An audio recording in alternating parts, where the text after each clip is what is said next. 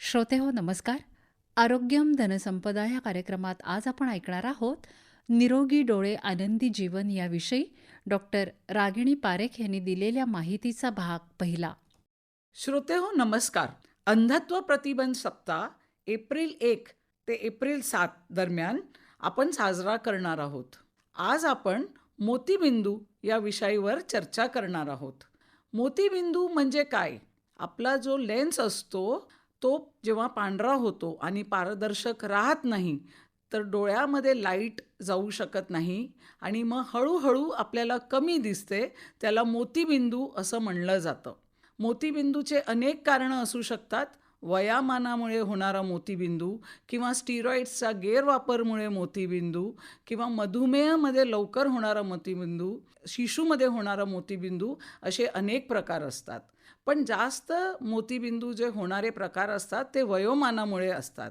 हळूहळू कमी दिसल्यानंतर जर आपण डॉक्टरांकडे गेलो तर ह्याच्यावर निवारण आपण करू शकतो. कुठल्याही औषधांनी मोतीबिंदू कमी होत नाही, त्याच्यावर शस्त्रक्रिया करणं गरजेचं आहे.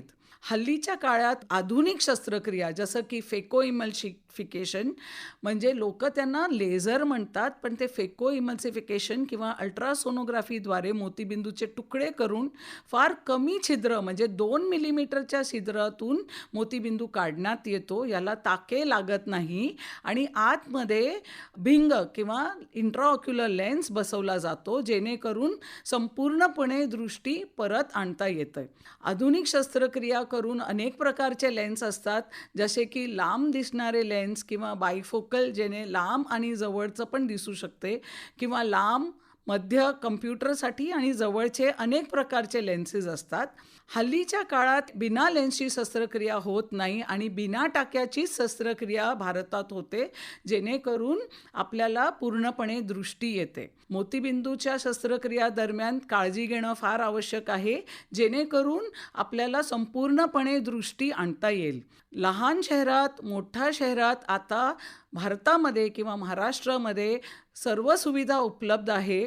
शासकीय रुग्णालयामध्ये सुद्धा, जेणेकरून प्रत्येक रुग्णांना ऐन वेळेला अंधत्व येणार नाही आणि पूर्णपणे दृष्टी आणता येतं. फार पिकल्यानंतर मोतीबिंदूची शस्त्रक्रिया केली तर ते उशीर मानला जातो. त्यामुळे वेळेवर शस्त्रक्रिया करणं आवश्यक आहे, जेणेकरून अंधत्व येणार नाही. मोतीबिंदूची शस्त्रक्रिया करत असताना डॉक्टरांनी दिलेले जे काही सूचना असतात त्याचे पालन करणं गरजेचं आहे, जेणेकरून आपल्याला जंतुसंसर्ग होणार नाही आणि दृष्टी आपली कमी होणार नाही. मोतीबिंदूची शस्त्रक्रिया केल्यानंतर सुद्धा डोळे तपासणं गरजेचं आहे वेळोवेळी, कारण फक्त ते लेन्सची शस्त्रक्रिया आहे आणि रेटिना किंवा त्याचे उपचार त्या दरम्यान होत नाही. त्याची काळजी घेणं गरजेचं आहे. मोतीबिंदूची काळजी वेळेवर घेणं फार आवश्यक आहे. पहिल्या काळात असं होतं की पिकल्यानंतरच मोतीबिंदूची शस्त्रक्रिया करायची, पण जास्त पिकल्यामुळे काचबिंदू होऊ शकतो आणि त्यात दृष्टी जाऊ शकते. त्यामुळे मोतीबिंदूचा वेळेवर उपचार करून शस्त्रक्रिया करणे फार गरजेचं आहे, म्हणून त्याच्यावर लक्ष केंद्रित करूया. श्रोते हो, उद्याच्या भागात लहान मुलांपासून मोठ्यापर्यंत आपण बघतो की सगळ्यांनाच चष्मा लागलेला असतो. त्याची कारणं काय आहेत? मोबाईलचा वापर आहे का बाकी काय कारणं आहेत? त्याची माहिती घेऊया. श्रोते हो, आत्ताच आपण निरोगी डोळे आनंदी जीवन याविषयी डॉक्टर रागिणी पारेख यांनी दिलेल्या माहितीचा भाग पहिला ऐकलात.